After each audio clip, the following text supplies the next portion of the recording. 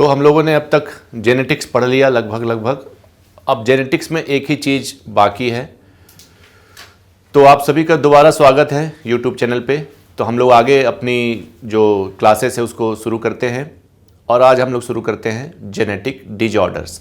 मैंने आपको बताया था कि जो जेनेटिक डिजॉर्डर्स होते हैं वो जीन की वजह से होते हैं, कभी कभी गुणसूत्रों की वजह से भी होते हैं और इसमें विसंगति की वजह से क्या होते हैं, बीमारियां उत्पन्न होती हैं जो एक पीढ़ी से दूसरी पीढ़ी में जाते हैं। आइए देखते हैं कुछ डिजीजेस के बारे में जिसको हम जेनेटिक डिजीज कहते हैं।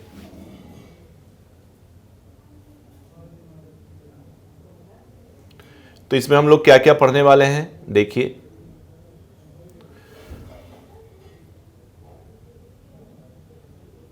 सबसे पहले हम पढ़ेंगे जेनेटिक डिजीज क्या होता है, इंट्रोडक्शंस।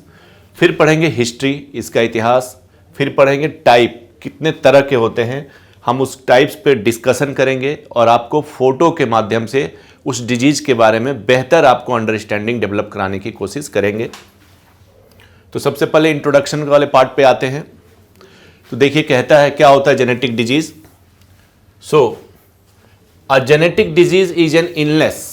जेनेटिक डिजीज क्या है, एक प्रकार की बीमारी है, illness caused by one or more abnormalities in the genome। तो शरीर में पाए जाने वाले पूरा जीन के गुच्छे को हम क्या कहते हैं, जीनोम कहते हैं। तो ये कह रहा है कि is an illness caused by one or more abnormalities in the genome। Genome में एक या एक से अधिक विसंगतियां आ जाए तो क्या कहलाती हैं, जेनेटिक डिजीज कहलाती हैं, अनुवांशिक रोग कहलाते हैं। Specially a condition that is present from birth that is called congenital. ये क्या होते हैं, जन्म से ही पाए जाते हैं। आपको मैंने पहले भी डिस्कस किया है कि ये जो बीमारियां होती हैं क्या होती हैं, जन्म से इनका डिस्कशन, जन्म से ही क्या होते हैं, पाए जाते हैं बच्चों में।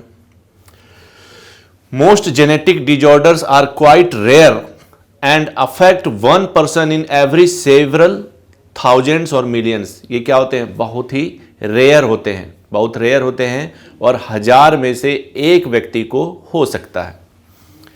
Genetic disorders may or may not be heritable, that is passed down from the parents' gene। एक माता पिता से बच्चों में ये जा भी सकते हैं और नहीं भी जा सकते हैं। इनकी वंशानुगति अर्थात एक पीढ़ी से दूसरी पीढ़ी में इनका स्थानांतरण होता है, कभी कभी नहीं भी होता है, हो भी सकता है, लेकिन मोस्ट प्रोबेबली क्या होता है, होता है। एक पीढ़ी से दूसरी पीढ़ी में इनका स्थानांतरण होता है।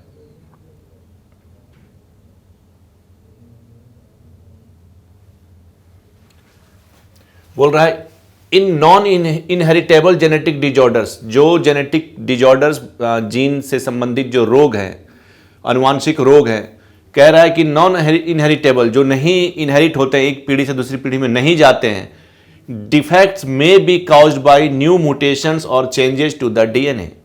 म्यूटेशन एक टर्म का यूज किया है। म्यूटेशन क्या होता है, अचानक किसी पीढ़ी में, किसी के जीनोम में अचानक से कोई परिवर्तन आ जाए, ठीक है। तो अचानक एक पीढ़ी में अगर परिवर्तन आ गया है तो क्या है, पहले से नहीं आ रहा है जेनेटिक डिजॉर्डर, अब उस पीढ़ी से क्या होगा, दूसरी पीढ़ी में जाएगा। तो बोल रहा है नॉन इनहेरिटेबल, अर्थात जिस व्यक्ति में म्यूटेशन हुआ है उसके पेरेंट में वो चीजें तो नहीं थी, उस व्यक्ति में हुआ है, अब उस व्यक्ति से आगे जाएगा। तो ये किसके कारण हो सकता है, नॉन इनहेरिटेबल म्यूटेशंस के कारण हो सकते हैं। The defect will only be heritable if genetic disorders occurs in the germ line. Germ line का मतलब समझ रहे हैं, जो हमारे जनन कोशिकाएं होती हैं, अंडाणु और शुक्राणु। अंडाणु और शुक्राणु के जो जीन में अगर रोग है, डिजीज वाला जीन है, तभी वो क्या होगा, एक पीढ़ी से दूसरे पीढ़ी में स्थानांतरित होते हैं। हमारे शरीर में दो प्रकार के जीन पाए जाते हैं, दो प्रकार के गुणसूत्र पाए जाते हैं। एक को बोलते हैं सेक्स क्रोमोसोम और एक को बोलते हैं सोमैटिक सेल्स। एक को, दो तरह की कोशिकाएं होती हैं, सोमैटिक सेल्स और जर्म लाइन सेल्स। तो जर्म लाइन सेल्स का मतलब हो गया जो अंडाणु और शुक्राणु है, सोमैटिक सेल्स कायिक कोशिका। तो अगर कायिक कोशिका में कोई परेशानी है तो वो एक पीढ़ी से दूसरी पीढ़ी में नहीं जाएगा, लेकिन हाँ अगर जनन कोशिका, अंडाणु और शुक्राणु के जीन में कोई डिजॉर्डर्स है, कोई विसंगति है, तभी वो एक पीढ़ी से दूसरी पीढ़ी में जाते हैं। इसकी इतिहास पे अगर बात करें तो 1866 में first there was Gregor Mendel. Mendel के बारे में हम लोग डिस्कस कर चुके हैं। 1866 में इन्होंने स्टडीड इनहेरिटेड कैरेक्टरिस्टिक्स, जो वंशानुगति है उसका अध्ययन किया था। दिस वॉज फॉलोड बाई उस मेंडल के, मैंने बताया मेंडल के मरने के बाद इनके कार्य को सराहा गया। तो उसके बाद कौन कौन वैज्ञानिक आए? फ्रांसिस क्रिक आए, जेम्स वॉटसन आए, और जिन्होंने उस फैक्टर, जो कारक जो मेंडल कहे थे, उसको क्या बताया उन लोगों ने उसको डीएनए बताया, जीन बताया। This has led us to understanding the human genome sequence. और ह्यूमन का जीनोम सीक्वेंस, वही जो नाइट्रोजिनस बेस सीक्वेंस होता है उसी को बोलते हैं जीनोम सीक्वेंस। ठीक है।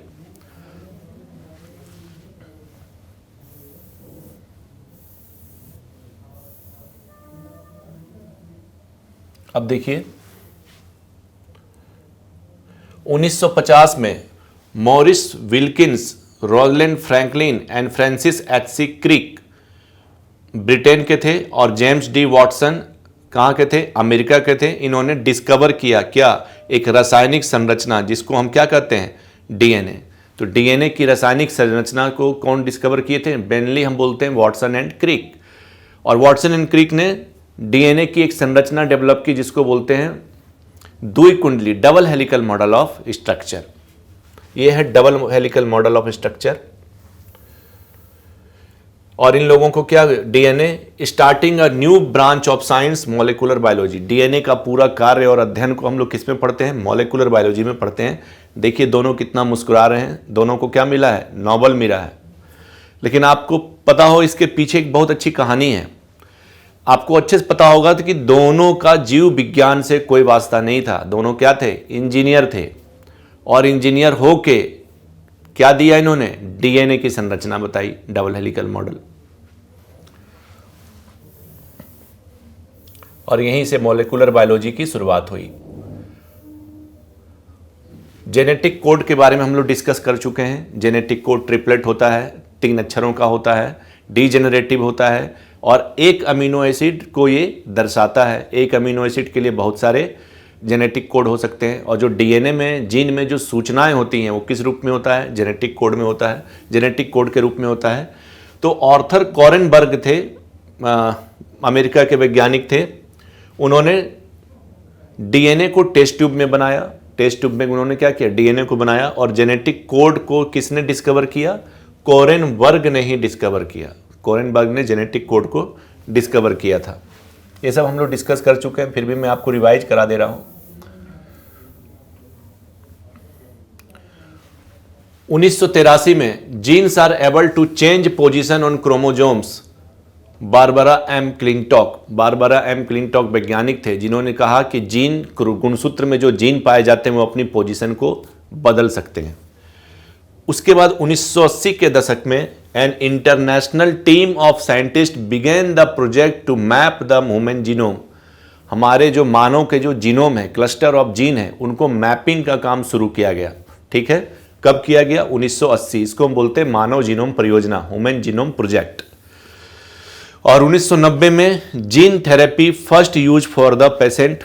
जो पेशेंट होते हैं, रोगी होते हैं, मान लीजिए उनमें कोई जीन डिफेक्ट है, तो उस जीन को हम हटा के उसके जगह नया जीन डाल सकते हैं। इसको बोलते हैं जीन चिकित्सा या जीन थेरेपी। तो जीन थेरेपी की शुरुआत कब हुई? 1990 में। और फर्स्ट 1990 में एक पेशेंट को जीन थेरेपी के द्वारा ठीक किया गया।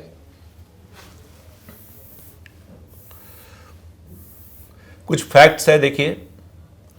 Earliest evidence of hereditary genetic disorder discovered. ये सबसे पहला कि जेनेटिक डिजॉर्डर एक पीढ़ी से दूसरी पीढ़ी में जाती है, तो जेनेटिक डिजॉर्डर की सबसे पहली जो खोज हुई, जो देखा गया, वो यहाँ देखा गया। देखिए लिखा हुआ है, view of lower jaw of the prehistoric child from Ethiopia showing the tooth with abnormal shape resulting from amelogenesis imperfecta. एक डिजीज होती है दांतों की, वो क्या है? जेनेटिक डिजॉर्डर है, जीन की वजह से है। ठीक है, ये फोटो है उसका, जो दांतों में जो प्रॉब्लम है उसकी वजह से। तो ये सबसे पहला था जो हेरिडिटरी जेनेटिक डिजॉर्डर, जो एक पीढ़ी से दूसरी पीढ़ी में स्थानांतरित होने वाला जीन संबंधित रोग, अनुवांशिक रोग।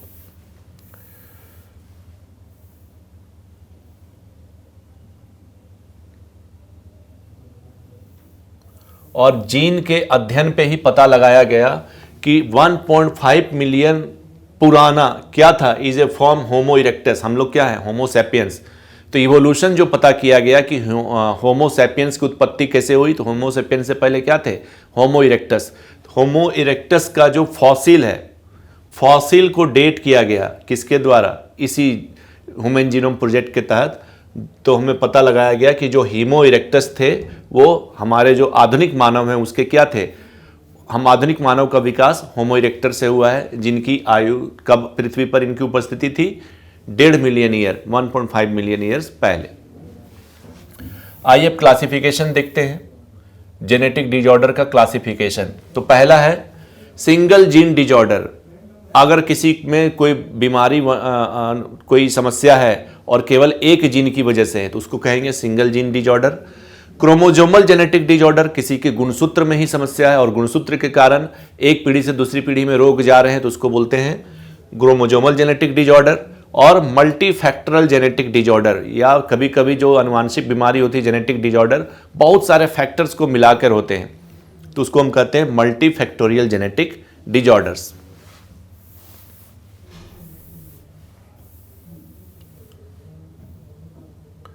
तो सबसे पहले हम डिस्कस करते हैं single gene disorder. Single gene disorder क्या बोलता है, this disorders involve mutations in the DNA sequence of single gene. DNA sequence जो एक जीन में पाया जाता है, तो सिंगल जीन में अगर कोई म्यूटेशन हो जाए तब उसको क्या करते हैं, सिंगल जीन डिजॉर्डर।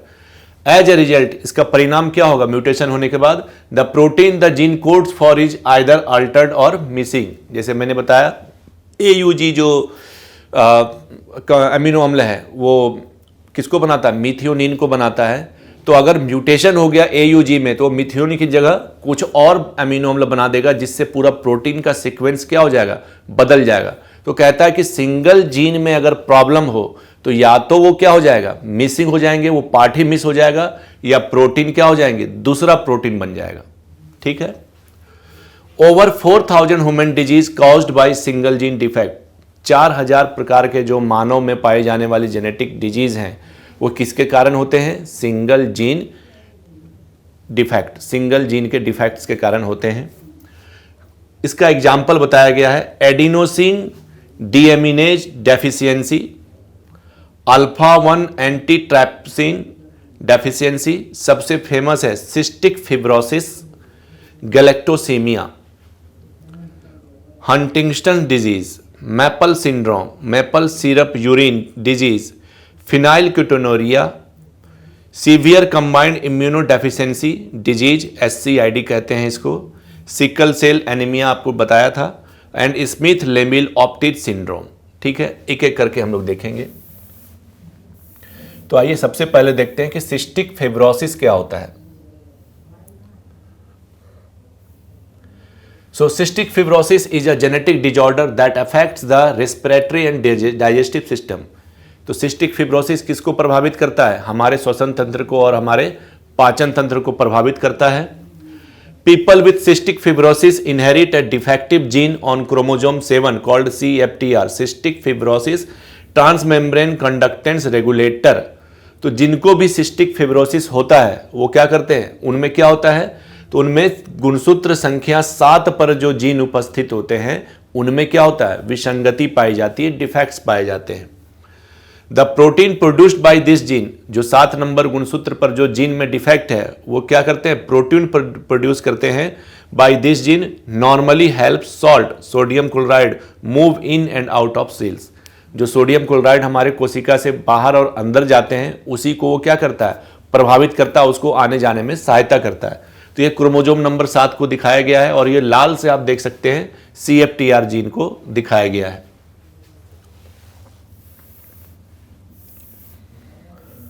तो कह रहा है कि वो किसको, सोडियम सॉल्ट को आदान प्रदान में वो मदद करते हैं।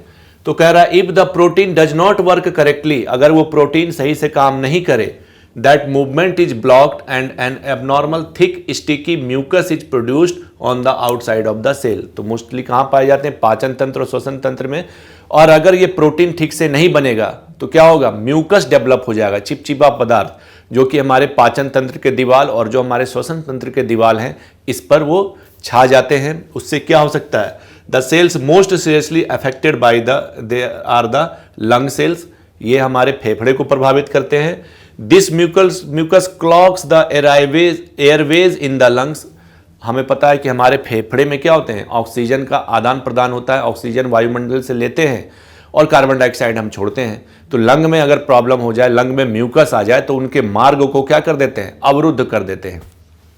And increases the risk of infection by bacteria, और बैक्टीरिया से जो इन्फेक्शन हो सकता है, संक्रमण हो सकता है, उसकी चांसेस को, संभावनाएं को बढ़ा देते हैं। The thick mucus also block ducts in the pancreas, pancreas बहुत इंपॉर्टेंट हमारे लिए, क्योंकि पेनक्रियाज क्या होते हैं, अग्नाशय जो हमारा होता है वो, उसमें एक्सोक्राइन एंडोक्राइन दोनों प्रॉपर्टी पाई जाती है। एंडोक्राइन में पता है आपको अल्फा, बीटा और डेल्टा कोशिका होती है। अल्फा कोशिका ग्लूकागोन, बीटा कोशिका इंसुलिन का सिक्रेशन करते हैं, और पेनक्रियाज पेनक्रिएटिक डक्ट प्रोड्यूस करते हैं एज ए एंजाइम, जिनका उपयोग होता है कहाँ पे, स्मॉल इंटेस्टाइन में, जब हम प्रोटीन इत्यादि का पाचन में उसका उपयोग देखते हैं। तो इससे क्या होता है, म्यूकस अगर बढ़ जाए तो the thick mucus also block ducts of pancreas, pancreas से जो वाहिकाएं हैं, जो इंजाइम और हार्मोन्स को लेकर जाते हैं, उनको क्या कर देंगे, ब्लॉक कर देंगे। So digestive enzymes can not get into the intestine, और जो इनका पाचन रस है वो कहाँ नहीं पहुंच पाएगा, छोटी आंत में नहीं पहुंच पाएगा, जिससे प्रोटीन इत्यादि का जो पाचन है वो संभव नहीं हो पाएगा। दूसरा देखिए गैलेक्टोसीमिया, सब सिंगल जीन डिजॉर्डर पढ़ रहे हैं हम लोग। तो दूसरा है गैलेक्टोसीमिया। गैलेक्टोसीमिया क्या होता है, so galactosemia is a rare disorder, बहुत ही रेयर ये एक डिजीज है, डिजॉर्डर है, that affects the body's ability to break down a food sugar called galactose. आपको पता है कि गैलेक्टोज, ग्लूकोज, ये सब क्या है, कार्बोहाइड्रेट है। जो हम शुगर खाते हैं उसमें क्या होते हैं, गैलेक्टोज होता है, और गैलेक्टोज का शरीर में, अर्थात जो कार्बोहाइड्रेट है उसका शरीर में पाचन जरूरी है। तो उनके टूटने की जो प्रक्रिया, उसी को हम क्या कहते हैं, पाचन कहते हैं। उस पर एंजाइम एक्ट करते हैं, और जो जटिल कार्बोहाइड्रेट होते हैं उनको टूट कर सिंपल कार्बोहाइड्रेट ग्लूकोज बनाता है। तो इसमें से एक कार्बोहाइड्रेट गैलेक्टोज भी होता है, जो हमें मीठा पदार्थों से प्राप्त होता है। तो ये कह रहा है कि जो गैलेक्टोज को टूटने की प्रक्रिया, उसको क्या हो जाता है, प्रभावित हो जाता है। The body breaks down lactose into galactose and glucose and uses this sugars for energy. जो the body break down lactose into galactose, lactose कहाँ होते हैं, लैक्टिक हमारे मिल्क में पाया जाता है। तो दूध का जब पाचन होता है तो सबसे पहले क्या बनता है, लैक्टोज बनता है, फिर उससे गैलेक्टोज बनता है, और गैलेक्टोज वही टूटेगा जब पाचन एंजाइम की उपस्थिति में, तो क्या बना देगा, तो ये बना देगा हमें ग्लूकोज। लेकिन यहाँ गैलेक्टोज से ग्लूकोज बनेगा नहीं, और ग्लूकोज ही हमारे शरीर में क्या होते हैं, ऊर्जा के स्रोत होते हैं। एटीपी ग्लूकोज से ही बनता है। अब ग्लूकोज ही नहीं बन रहा है तो क्या हो जाएगा, हमारे शरीर में ऊर्जा की कमी हो जाएगी। Most people with galactosemia are missing an enzyme called GALT that helps further break down galactose. Galactose के टूटने के लिए एक एंजाइम की जरूरत होती है, जिसको GALT कहते हैं। इसकी कमी हो जाएगी तो गैलेक्टोज का क्या होगा, ब्रेक डाउन नहीं हो पाएगा। Defects in galactose metabolism causes toxic chemicals to build up in cells of the body. कोशिका में ये, अगर गैलेक्टोज का पाचन ना हो तो कोशिका में ये जहरीले पदार्थ का निर्माण करते हैं। ये बहुत इंपॉर्टेंट है, सीवियर कंबाइंड इम्यूनोडेफिशिएंसी सिंड्रोम, इसको SCID कहते हैं। सीवियर कंबाइंड इम्यूनोडेफिशिएंसी SCID, इसमें क्या होता है, SCID is a group of very rare and potentially fatal inherited disorders related to the immune system. ये हमारे जो इम्यून सिस्टम है, इम्यून सिस्टम मतलब जो हम बोलते हैं प्रतिरक्षा तंत्र, प्रतिरक्षा तंत्र से संबंधित यह बीमारी है। तो people with SCID have a defect in their immune system that leaves them vulnerable to potentially deadly infections. प्रतिरक्षा तंत्र को ये प्रभावित करते हैं। प्रतिरक्षा तंत्र ठीक से काम नहीं करेंगे तो हम प्रोन हो जाएंगे, किसके लिए, डिजीज के लिए। तो अगर प्रतिरक्षा तंत्र को ये प्रभावित करेंगे तो छोटी से छोटी संक्रमण में भी हमारी क्या हो सकती है, व्यक्ति की जान जा सकती है। The most common form is caused by a mutation in the SCID X1 gene located on the X chromosome। ये X गुणसूत्र में पाया जाने वाला जीन के म्यूटेशन के कारण क्या होता है, उत्पन्न होता है।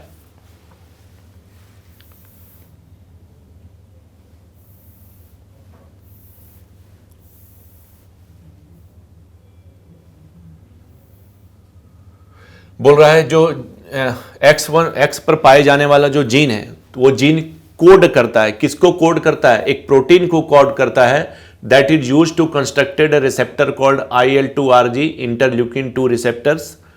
These receptors resides in the plasma membrane of immune cells. Immune cells के प्लाज्मा मेम्ब्रेन में पाए जाते हैं interleukin 2. Their job is to allow two types of immune cells, T cells and B cells. जब भी हमारे कोशिका में, हमारे शरीर में किसी भी बाहरी तत्व जैसे बैक्टीरिया या वायरस का इन्फेक्शन, संक्रमण होता है, हमारे शरीर में पाए जाते हैं प्रतिरक्षा तंत्र. और प्रतिरक्षा तंत्र के दो कोशिका होते हैं, बी कोशिका और टी कोशिका. टी कोशिका क्या करते हैं? ये हेल्प करते हैं किसको? बी कोशिका को. क्या बनाने के लिए? एंटीबॉडी बनाने के लिए. तो जो भी फॉरेन जो पार्टिकल आया है, बैक्टीरिया, वायरस, अपने साथ क्या लेके आया? एंटीजन. बी कोशिका क्या बनाती है? एंटीबॉडी बनाती है. ठीक है. और एंटीबॉडी क्या करेगी? एंटीजन को मारने का काम करती है. T cells and B cells communicate when the gene is mutated. अगर जीन म्यूटेट हो जाए इंटरल्यूकिन वाला, the receptors can not form and are absent from immune cells. अगर रिसेप्टर ही नहीं रहेगा तो एंटीबॉडी बनेगी नहीं, और एंटीबॉडी बनेगी नहीं तो एंटीजन का खात्मा नहीं होगा. तो इसका परिणाम क्या होगा? The immune cells can not communicate with one another. B कोशिका, टी कोशिका आपस में एक दूसरे से संपर्क नहीं कर पाएंगे, क्योंकि बी कोशिका को निर्देश देता है टी कोशिका एंटीबॉडी बनाने के लिए. Not enough T and B cells are produced to fight off the infection and the body is left defenseless. और शरीर क्या हो जाते हैं? रक्षा विहीन हो जाते हैं. Some of the infections including, कुछ इन्फेक्शन जो इसके कारण हो सकते हैं वो है निमोनिया. निमोनिया में क्या होता है? हमारे लंग प्रभावित होते हैं. मेनिंजाइटिस, ब्रेन अगर फंक्शन करना बंद कर दे तो उसको मेनिंजाइटिस कहते हैं. एंड सेप्सिस, ब्लड इन्फेक्शन, जो ब्लड का इन्फेक्शन उसको हम क्या कहते हैं? सेप्सिस कहते हैं. सिकल सेल एनीमिया आप पढ़ चुके हैं. Sickle cell anaemia, sickle cell disease is a disorder that affects the red blood cells. ये हमारे लाल रक्त कण को क्या करते हैं? प्रभावित करते हैं. विच यूजेज ए प्रोटीन. और हमारे लाल रक्त कण आरबीसी में एक प्रोटीन पाया जाता है जिसको क्या बोलते हैं? हीमोग्लोबिन. और हीमोग्लोबिन का क्या रोल होता है हमारे शरीर में? ऑक्सीजन का ट्रांसपोर्ट. जो वायुमंडलीय ऑक्सीजन हम लेते हैं उसको हमारे लंग तक पहुंचाने का काम कौन करता है? हीमोग्लोबिन. कहाँ पाए जाते हैं? आरबीसी में. The lungs to the rest of the body. और शरीर के सारे भाग में लंग्स के द्वारा पहुंचाया जाता है oxygen. Normally red blood cells are round. हमारे जो लाल रक्त कण होते हैं, रेड ब्लड सेल्स कैसे होते हैं? राउंड होते हैं, गोल होते हैं. एंड फ्लेक्सिबल होते हैं. So they can not travel freely throughout the narrow blood vessels. और ये जो सक्रिय जो ब्लड वेसल्स होते हैं, रक्त वाहिकाएं होते हैं, उसमें ट्रेवल नहीं कर सकते हैं. मतलब ट्रेवल कर सकते हैं, सक्रिय से सक्रिय नलिकाओं में भी क्या होंगे? ट्रेवल कर जाएंगे, क्योंकि राउंड होते हैं.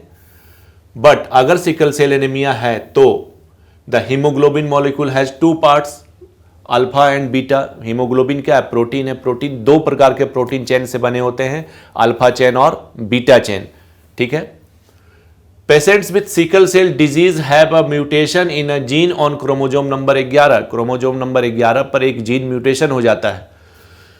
That codes for the beta subunit of the haemoglobin protein. गुणसूत्र संख्या 11 पर जो जीन पाए जाते हैं वो क्या करते हैं? जो हमारे हीमोग्लोबिन का बीटा चेन है उसको कोड करते हैं. अगर उसमें डिफेक्ट हो गया, अगर उसमें म्यूटेशन हो गया तो क्या होगी? म्यूटेशन हो जाएगा तो बीटा चेन बनेगा ही नहीं. और अगर बीटा चेन नहीं बना तो हीमोग्लोबिन परिपक्व होगा? नहीं होगा, इमेच्योर हीमोग्लोबिन हो जाएगा. इमेच्योर हीमोग्लोबिन बहुत जल्दी टूटते हैं, और टूटने के पश्चात अगर रक्त में आरबीसी की कमी होगी तो क्या हो जाता है? Anaemia. So as a result haemoglobin molecules do not form properly, causing red blood cells be rigid and have a concave shape. और कैसा उनका आकार हो जाता है? सिकल, हंसी आकार. साउथ इंडियन मूवी में देखते होंगे, नारियल काटने में काम आता है, उसी को बोलते हैं सिकल शेप. देखिए कैसा हो जाता है, आप देख सकते हैं. नॉर्मल आरबीसी हमारा है राउंड जैसा, लेकिन ये सिकल शेप्ड हो गया, हंसिया के आकार का हो गया. ये हमारा normal red blood cells are compact. ये कॉम्पैक्ट होते हैं और कैसे होते हैं? फ्लेक्सिबल होते हैं. और ये क्या होते हैं? रिजिड होते हैं. सिकल सेल ब्लड क्या होते हैं? Stiff and irregular and rigid. ठीक है, ये नॉर्मल है, ये सिकल सेल्ड है। और कहाँ पर डिफेक्ट हुआ है? गुणसूत्र संख्या 11 पे। गुणसूत्र संख्या 11 पे जो जीन पाए जाते हैं वही बीटा सेल्स को बनाने का काम करते हैं। अब ये रिजिड हो गया यहाँ पर आपका आरबीसी। अगर ये रिजिड हो जाए, फ्लेक्सिबल ना हो, राउंड ना रहे, तो क्या सक्रिय जो नैरो ब्लड वेसल्स है उसमें ये ट्रेवल कर पाएंगे? वहां पर ट्रेवल नहीं कर पाएंगे। देखिए फंस गया है। राउंड वाला तो आराम से ट्रेवल किया है, ये नहीं कर पाया है। ठीक है, और इसी के कारण क्या होता है? रक्तालापता होता है। रक्तालापता क्या बोलते हैं? एनीमिया। देखिए ये वर्ल्ड का रेयरेस्ट डिजीज है। ये भी बेचारा अपना मुंह बना के देख रहा है कि कहाँ किसको फंस गए, है ना। देखिए वर्ल्ड से रेयरेस्ट डिजीज, और जो वर्ल्ड का जो रेयरेस्ट बोला जा रहा था, तो लाखों 10 लाख में एक व्यक्ति को होता है। ठीक है, इट्स अ जेनेटिक डिजीज। ये क्या है? वंशानुगति है। अब उस वंश का आप कल्पना करिए जिसमें पीढ़ी दर पीढ़ी ये जा रहा है, क्या स्थिति होगी। देखिए नॉर्मल जो हमारी रीढ़ की हड्डी होती है, हम सीधा होते हैं एकदम, बिल्कुल वर्टिब्रल कॉलम हमारा क्या होता है? सीधा होता है। लेकिन यहाँ वर्टिब्रल कॉलम है ही नहीं, इसलिए क्या है? मुड़ा हुआ एकदम बिल्कुल टेढ़ा इसका पीठ है। देखिए ठीक है, इसको बोलते हैं फाइब्रोडाइस्प्लेसिया ऑसिफिकेंस प्रोग्रेसिविया, FOP। समटाइम्स इसको हम स्टोन मैन भी कहते हैं, मतलब पत्थर का आदमी। Syndrome is extremely rare genetic disease caused soft tissue to turn into bone. जो हमारे में लचकदार जो टिश्यू होते हैं, ऊतक होते हैं, वो क्या बन जाते हैं? वही हड्डी। हड्डी कठोर होती है, उसका रूपांतरण हो जाता है किसमें? हड्डी में। हमारे में जो वर्टिब्रल कॉलम वगैरह है वो क्या है? रीढ़ की हड्डी वगैरह क्या है? सब सॉफ्ट टिश्यू है, और उनका ही रूपांतरण हो जाता है किसमें? बोन में, हड्डी में।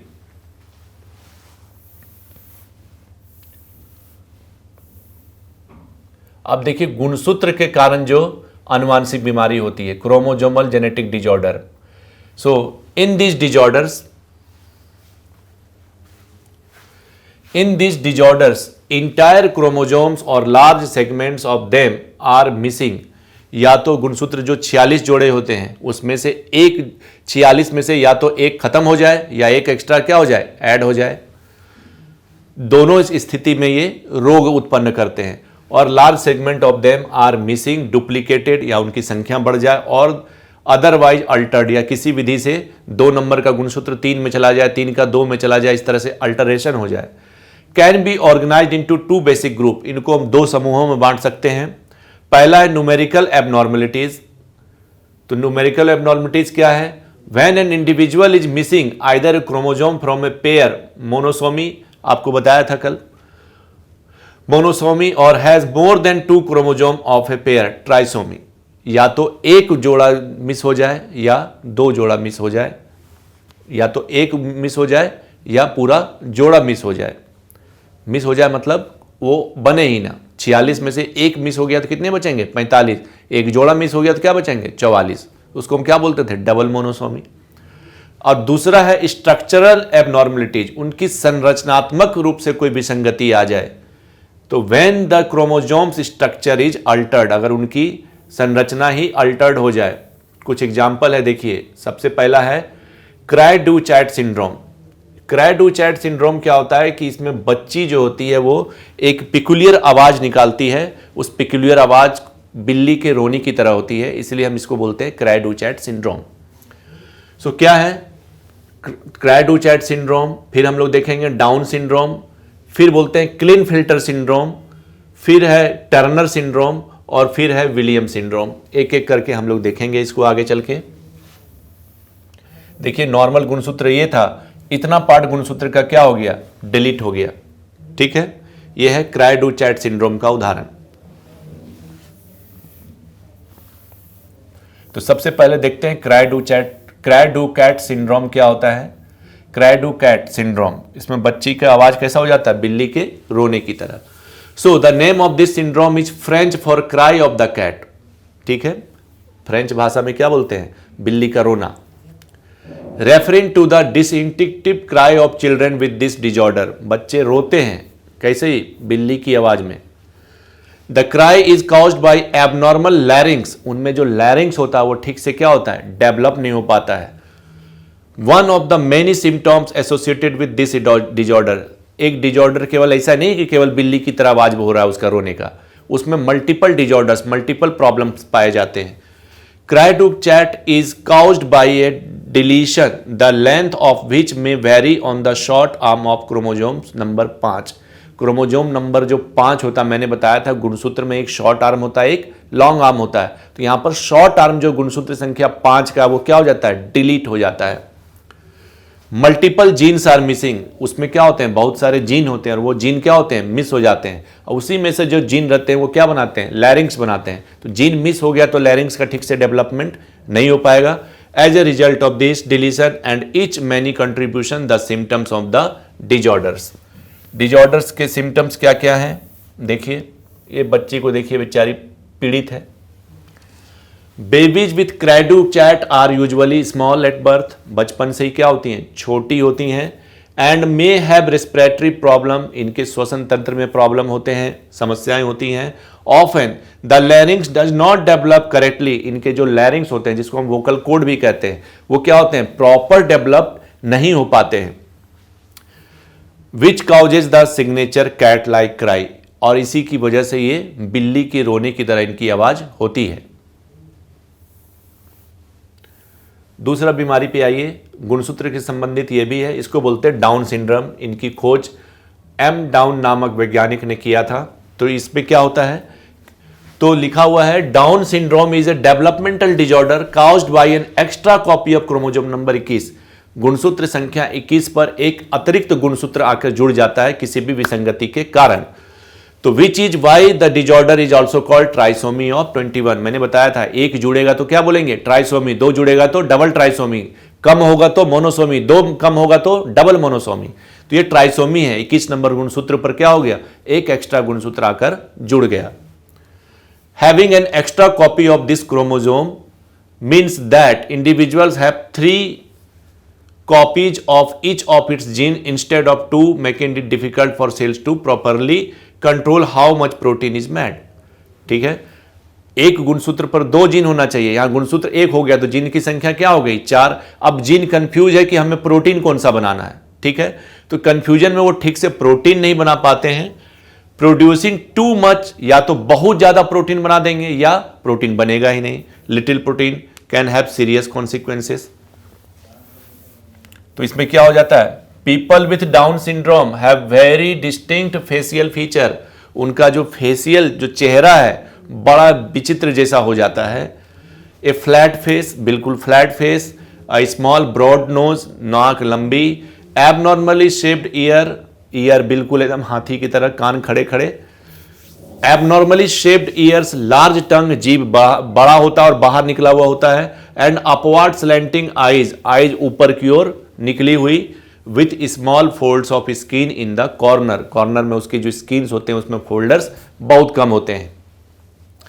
People with down syndrome have an increased risk of developing a number of medical problems. और जो डाउन सिंड्रोम से पीड़ित होते हैं इनमें चिकित्सकीय रूप से, स्वास्थ्य रूप से क्या होते हैं, बहुत सारी परेशानियां होती हैं। जैसे रेस्पिरेटरी इन्फेक्शन, जो श्वास संबंधित जो सूजन है। गैस्ट्रोइंटेस्टाइनल ट्रैक्ट ऑब्स्ट्रक्शंस, जो पाचन संबंधी बीमारी है। ल्यूकेमिया, ब्लड कैंसर जिसको कहते हैं। हार्ट डिफेक्ट्स, इनके हृदय में प्रॉब्लम। हियरिंग लॉस, हाइपोथायरॉयडिज्म, इनमें जो सुनने की शक्ति है वो भी खत्म। हाइपोथायरॉयडिज्म मतलब थायराइड हार्मोन की कम उत्पादन। एंड वेरियस आईज एबनॉर्मलिटीज, और आंख में बहुत सारी आंखों में समस्या। तो देखिए डाउन सिंड्रोम में बेचारा पीड़ित है डाउन सिंड्रोम से। जीभ बड़ी है, आंखें बड़ी हैं और इसके जीभ भी हमेशा क्या होते हैं, निकले हुए होते हैं। So no cure exist for Down syndrome. Down syndrome का अब तक कोई उपचार, कोई इलाज संभव नहीं हो पाया है। बट फिजिकल थेरेपी एंड और speech therapy can help people with the disorder develop more normally. Disorders को कुछ हद तक मात दिया जा सकता है स्पीच थेरेपी इत्यादि के द्वारा।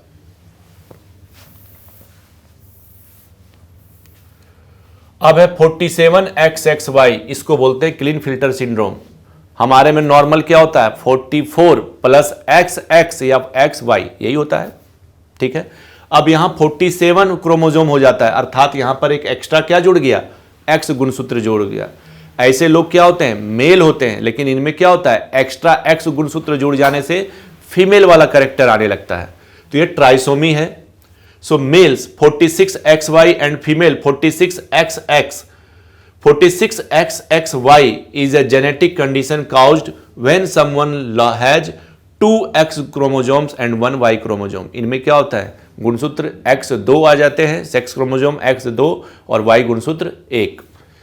So because people with an XXY chromosomes arrangement have a Y chromosome, they are considered generally genetically male. अनुवांशिक रूप से ये क्या होते हैं, मेल होते हैं। क्यों? क्योंकि इसमें क्या आ गया, वाई गुणसूत्र आ गया, लेकिन इनका जो कैरेक्टर होता है वो कैसा होता है, महिलाओं की तरह, मादाओं की तरह। So most XXY individuals develops as males often not knowing they have an extra chromosome. ये मेल तो होते हैं लेकिन इनको पता नहीं होता है कि इनको भगवान क्या दे के भेजा है ना। ये भ्रम में जीते हैं कि हम मेल हैं, लेकिन इनमें मेल में किसी तरह का कोई गुण होता नहीं है। तो क्या क्या होता है, XXY is usually caused by what is called non disjunction of chromosomes.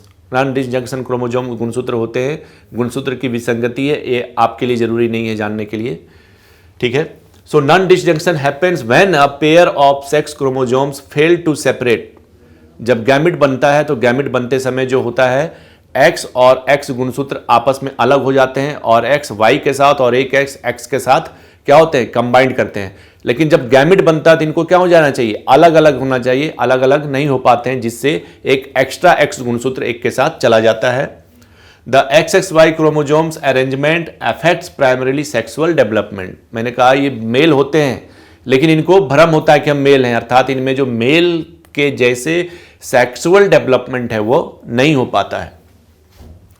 Typically testis don'ts fully develop. इनमें जो वृषण होते हैं, टेस्टिस, वो विकसित नहीं होते हैं। And the level of the hormone testosterone, testis क्या बनाते हैं, टेस्टोस्टेरोन हार्मोन, जिसके प्रभाव में स्पर्म का निर्माण होता है, सो वो नहीं बन पाते हैं। Important for male sexual development are lower than average. Sexual characteristics के लिए विकास के लिए क्या होना चाहिए, टेस्टोस्टेरोन हार्मोन होना चाहिए, लेकिन यहाँ टेस्टिस ही ठीक से नहीं बना है तो टेस्टोस्टेरोन की कमी हो जाती है, जिससे मेल वाला जो सेक्सुअल कैरेक्टर है इनके अंदर नहीं आ पाता है।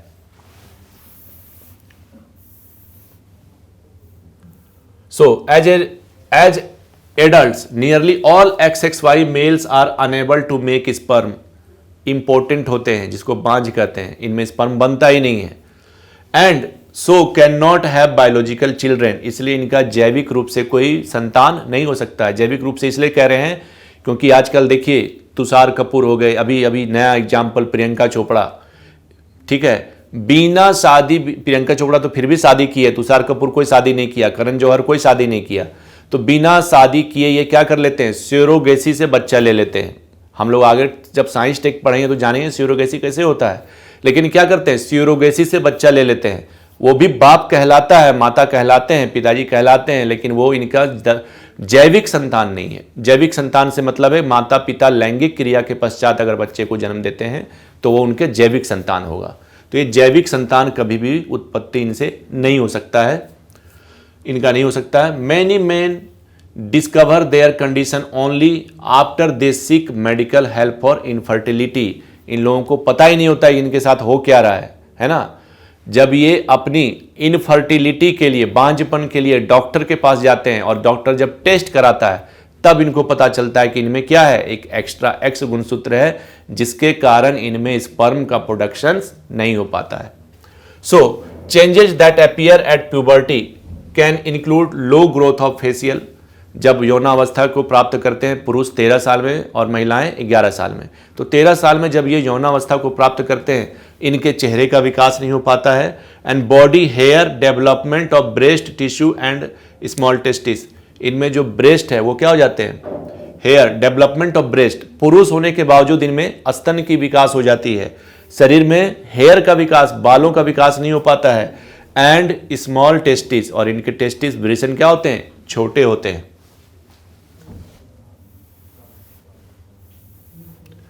अब है टर्नर सिंड्रोम। टर्नर सिंड्रोम भी बड़ा महत्वपूर्ण है। So it is caused bye a missing और इनकम्प्लीट X क्रोमोसोम। किसी में अगर एक एक्स गुणसूत्र ही गायब हो गया, मिस हो गया, तो क्या होता है? Turner syndrome. So people who have Turner syndrome develops as female. इनमें क्या होता है? ये क्या होते हैं?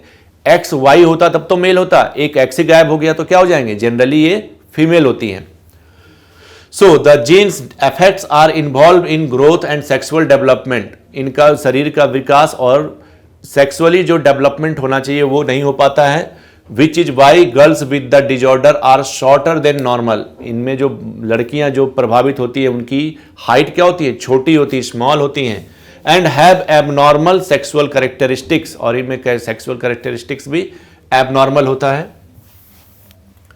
William syndrome. विलियम सिंड्रोम देखिए, यह है विलियम सिंड्रोम से पीड़ित बच्चा। तो क्या होता है William syndrome? William syndrome is a rare genetic disorder that affects a child's growth. ये बच्चे के विकास को प्रभावित करता है, फिजिकल अपीयरेंस को प्रभावित करता है, एंड कॉग्निटिव डेवलपमेंट। इनकी जो डेवलपमेंट होती है वो क्या होती है? कॉग्निटिव होती है। Peoples who have William syndrome are missing genetic material from chromosome number 7। गुणसूत्र संख्या 7 क्या होते हैं? इनमें पाया ही नहीं जाता है। इंक्लूडिंग द जीन इलास्टिन भी नहीं पाया जाता है। और लास्ट आ गया आपका, देखिए, कलर ब्लाइंडनेस। तो ऐसे व्यक्ति को हरा और लाल रंग में अंतर नहीं पता चल पाता है। और कलर ब्लाइंड से जो पीड़ित व्यक्ति, उनको रेलवे में भी नौकरी नहीं दी जाती, क्योंकि लाल और हरा सिग्नल में वो अंतर ही नहीं कर पाएंगे। तो mutated genes are located on the X chromosome. जो जीन म्यूटेशन होता है वो कौन से गुणसूत्र का होता है? एक्स गुणसूत्र का होता है। For red green colour blindness और both X and Y chromosomes for total colour blindness. किसी किसी में लाल हरा रंग में ही अंतर नहीं कर पाते और किसी में पूरा कलर ही दिखाई नहीं देता है। जिंदगी क्या हो गई? Black and white. तो किसके कारण होता है? या तो एक्स गुणसूत्र में म्यूटेशन हो जाए या एक्स और वाई दोनों में म्यूटेशन हो जाए, तो ऐसे व्यक्ति क्या होते हैं? इनमें वर्णांधता पाई जाती है। ठीक है, कलर ब्लाइंडनेस पाए जाते हैं। चलिए आप ट्राई करिए, आपको बीमारी है कि नहीं है। इसमें हरा और लाल रंग दोनों दिया हुआ है। अब आप इसको देख के पता करके बताइए क्या आप में ये बीमारी है या नहीं है। देखिए लिखा हुआ है, what about you, try it. आप ट्राई करिए कि आप में कहीं ये समस्या तो नहीं है लाल और हरा में अंतर ना स्थापित कर पाने वाली। ठीक है, तो अगर एक्स पे होगा केवल, तो एक्स में क्या होगा? उनको केवल लाल हरा नहीं दिखेगा, और वाइट में भी हो जाएगा तो क्या होगा? पूरा कलर ही नहीं दिखेगा, ब्लैक एंड व्हाइट जिंदगी हो जाएगी।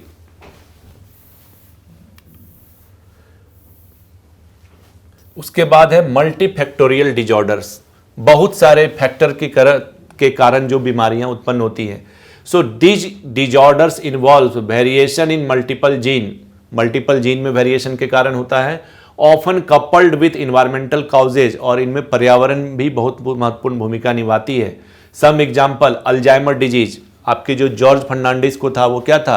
अल्जाइमर डिजीज था। अटल बिहारी वाजपेयी को क्या था? अल्जाइमर डिजीज था। तो क्या होता है?